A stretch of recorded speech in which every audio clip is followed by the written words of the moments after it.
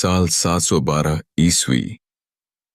सिंध की धरती पर युद्ध के काले बादल मंडरा रहे थे। एक ओर थे सिंध के वीर शासक राजा दाहिर और दूसरी ओर अरब सेनाओं का युवा सेनापति मोहम्मद बिन कासिम। अरब की विशाल सेना रेगिस्तान पार करती हुई सिंध की ओर बढ़ रही थी। घोड़ों की टाप, तलवारों की चमक और हर सैनिक की आंखों में युद्ध की आग। राजा दाहिर अपने किले की दीवारों से दूर आती सेना को देख रहे थे। उनके सेनापति ने पूछा, महाराज, क्या हम युद्ध के लिए तैयार हैं? राजा दाहिर ने अपनी तलवार उठाई। यह केवल राज्य की लड़ाई नहीं, यह सम्मान और स्वतंत्रता की लड़ाई है। पूरा सिंध युद्ध की तैयारी में जुट गया। दोनों सेनाएं आमने सामने आईं।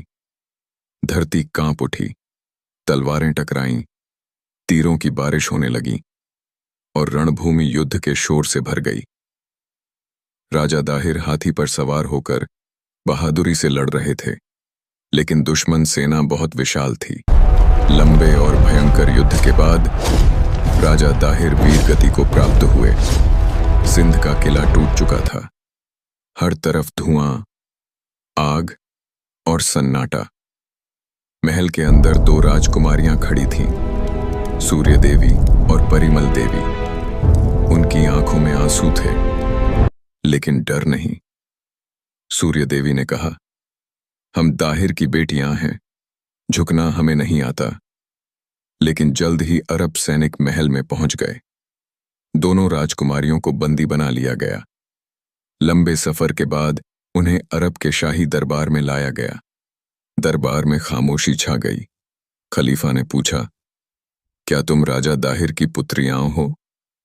सूर्य देवी ने सिर ऊंचा करके कहा, हाँ, हम उस योद्धा की बेटियां हैं जिसने अंतिम सांस तक अपनी धरती की रक्षा की।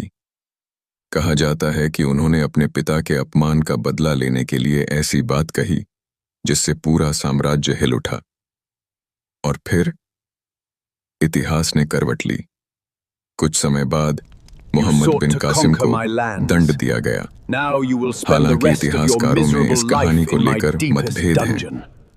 कुछ इसे लोक कथा मानते हैं, तो कुछ ऐतिहासिक ग्रंथों में इसका उल्लेख मिलता है। लेकिन आज भी सिंध की हवाएं मानो कहती हैं, राज्य हार सकता है, लेकिन साहस और स्वाभिमान कभी नहीं हारते। अगर आपको यह कहानी पसंद आई हो तो वीडियो को लाइक करें, शेयर करें और ऐसे ही शानदार इतिहास और AI सिनेमैटिक्स